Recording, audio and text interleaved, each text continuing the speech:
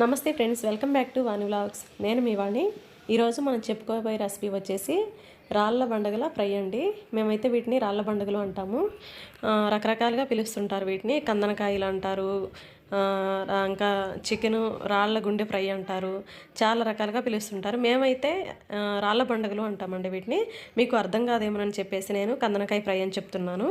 అలాగే చాలా వరకు ఎక్స్ప్లెయిన్ చేస్తాను, ఎందుకంటే రాళ్ళ బండగలని మేము అంటాము, కొంతమందికి అర్థం కాదు కదా, ఎక్కువ శాతం కందనకాయలనే అంటారు. అందుకనేసి ఇలానే ఎక్స్ప్లెయిన్ చేస్తాను.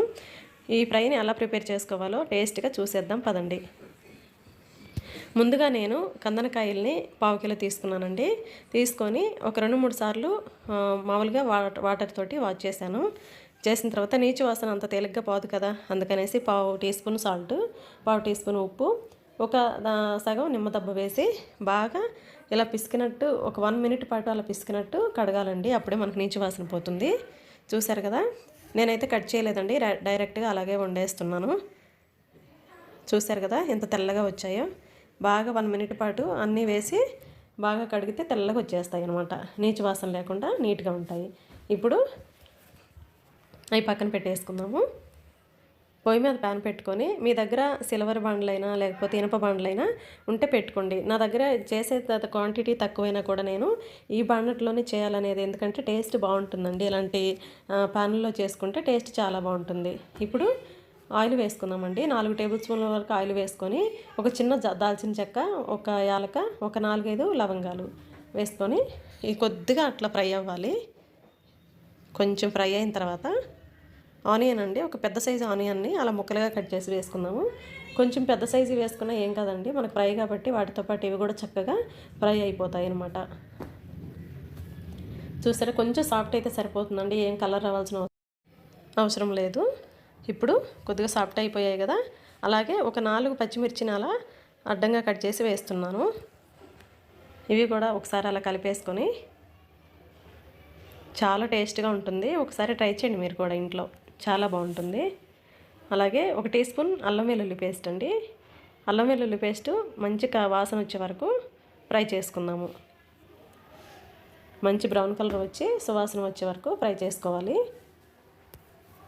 ఇవి మరీ పైనగా కలర్ రావాల్సిన అవసరం లేదండి, ఎందుకంటే ఫ్రై కాబట్టి మనం ఆల్మోస్ట్ వాటర్ వేయకుండా ఫ్రై చేస్తాం కాబట్టి కర్రీతో పాటు ఇది కూడా ఫ్రై అయిపోతుంది చక్కగా.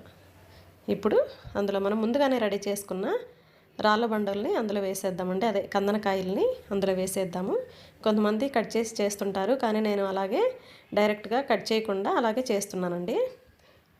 చూశారు కదా, ఇదంతా కూడా మనం అల్లం వెల్లుల్లి పేస్ట్లో అంతా కలిసేలాగా కలుపుకుందాం ఒకసారి. ఇప్పుడు కలిపిన తర్వాత 1/2 టీ స్పూన్ పసుపు అండి, అలాగే 1 టీ స్పూన్ వరకు సాల్ట్ వేసుకుందాము. ఈ రెండు కూడా బాగా ముక్కలకు పట్టేలాగా కలుపుకుందాము.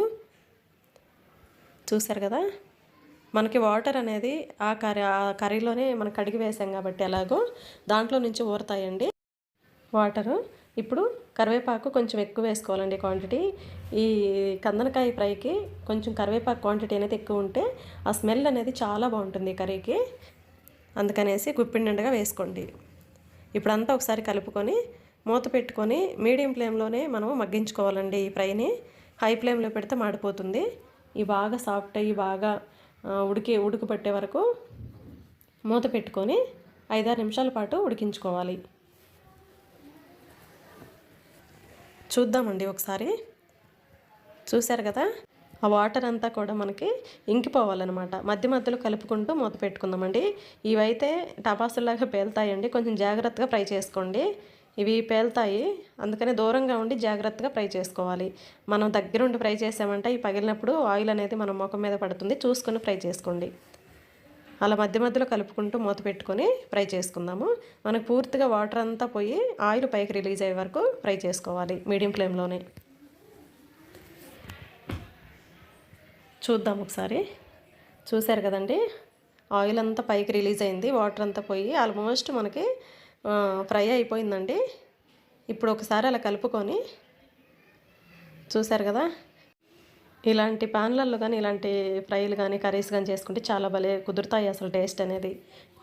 ఇప్పుడు అందులో మనం 1 టేబుల్ స్పూన్ కారం వేసుకుందాము, ఎందుకంటే ఆల్రెడీ పచ్చిమిర్చి కూడా వేసుకున్నాం కాబట్టి. 1 టేబుల్ స్పూన్ ధనియాల powder, 1 table spoon garam masala అండి, ఇవన్నీ. అలాగే కొత్తిమీర అండి ఫైనల్గా. ఇవన్నీ కూడా బాగా కలిపి ముక్కకు పట్టేలాగా కలుపుదాము. కలిపిన తర్వాత 1 మినిట్ పాటు ఆల్మోస్ట్ ఉడికిపోయింది కదా, మనం వేసిన మసాలా అంతా ముక్కకు పట్టాలి కాబట్టి 1 మినిట్ పాటు మూత పెట్టుకొని మరోసారి ఉడికించుకుందాము.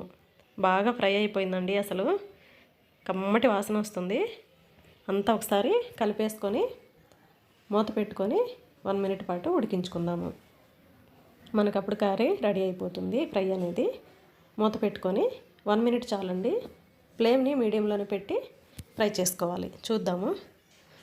చూశారు కదా, అంతా కర్రీ అయితే రెడీ అయిపోయిందండి. కందనకాయ ఫ్రై అనేది రెడీ అయిపోయింది మనకి. మీరు వీటిని ఏమంటారో నాకు ఖచ్చితంగా కామెంట్ సెక్షన్లో కామెంట్ చేయండి. మేమైతే రాళ్ళబండగలు అంటామండి. మీకు అర్థం కాదేమని చెప్పేసి నేను కందనకాయలని చెప్తున్నాను. మేమైతే రాళ్ళబండగలని అంటాం. చూశారు కదా ఫ్రెండ్స్, అంతే సింపుల్గా రెసిపీ అనేది. మనకి సైడ్ డిష్గా రసంలోకైనా పప్పుచారులోకైనా డైరెక్ట్గా కూడా తీసుకోవచ్చు. అంత బాగుంది టేస్ట్ అనేది. ఈ వీడియో నచ్చినట్లయితే ఒక లైక్ చేయండి, షేర్ చేయండి, సబ్స్క్రైబ్ చేసుకోండి. ఇలాంటి మంచి మంచి వీడియోస్ తోటి మీ ముందుకు వస్తుంటాను. డెఫినెట్గా ఇంట్లో రెడీ చేసుకొని మీకు ఎలా వచ్చిందనేది నాకు కామెంట్ సెక్షన్లో కామెంట్ చేయండి. చాలా బాగుంటుందండి. సైడ్ డిష్గా అయినా డైరెక్ట్గా అయినా తినేసేయచ్చు.